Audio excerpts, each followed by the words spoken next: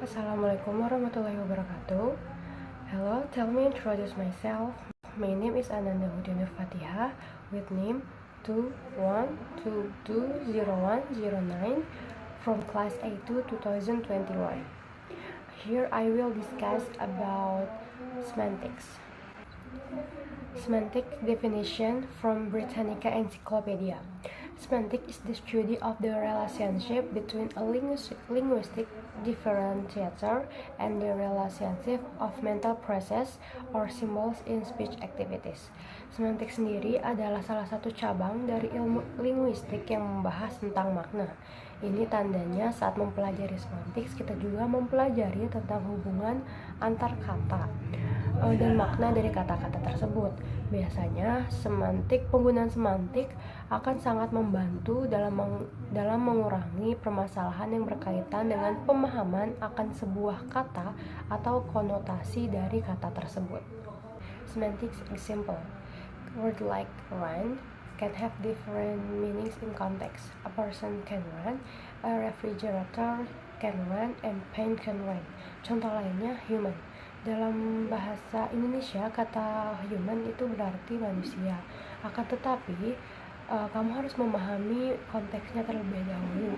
Untuk memahami konteksnya sendiri, apakah yang dimaksud manusia tersebut adalah seorang laki-laki, ataukah seorang perempuan, atau anak-anak, atau mungkin lansia.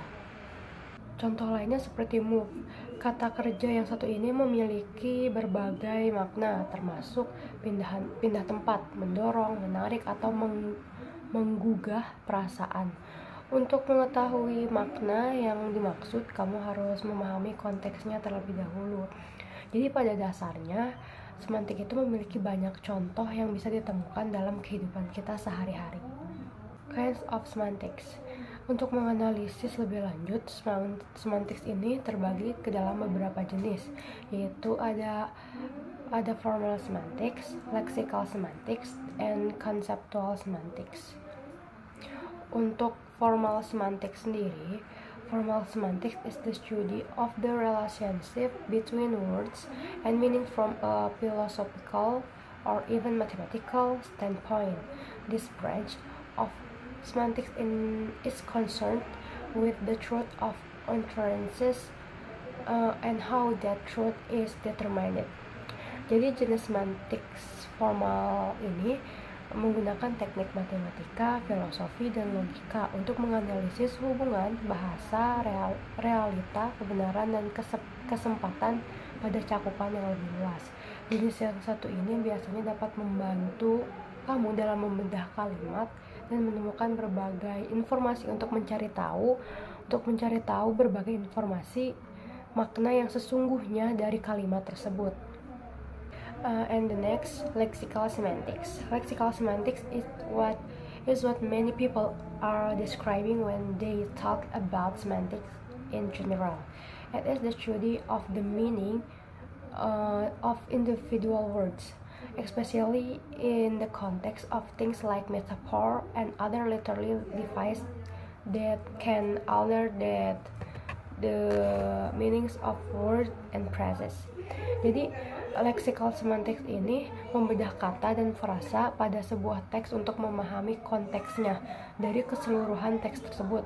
Hal ini termasuk memahami kata kerja, kata benda, kata sifat, terus prefix, suffix, atau idiom.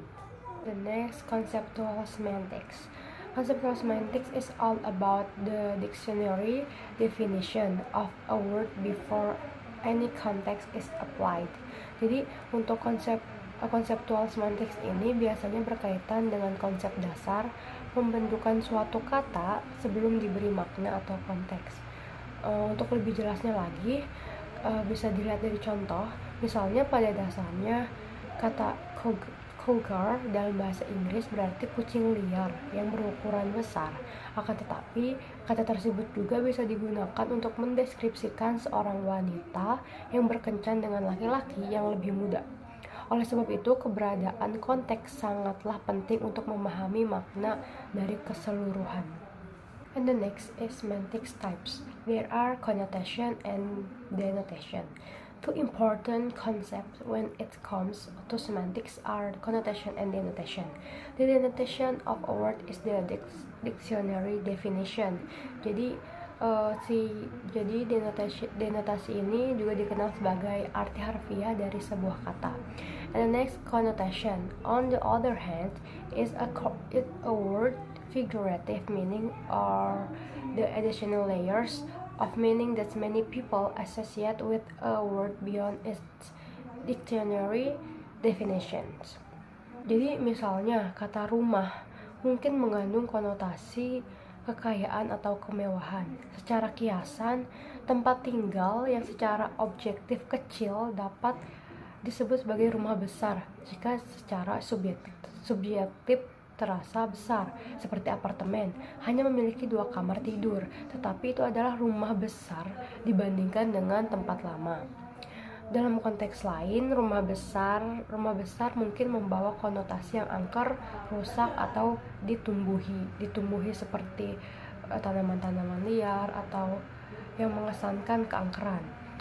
Jadi untuk mempelajari semantik ini penting untuk mempertimbangkan antara denotasi dan konotasi. Jadi untuk kita bisa mendapatkan gambaran lengkap tentang apa arti dari sebuah kata tersebut, baik secara objektif maupun secara konteks. All for me. Thank you for listening to my explanations, and sorry if I made any mistakes in explaining this material. Thank you again. Bye bye. Wassalamualaikum warahmatullahi wabarakatuh.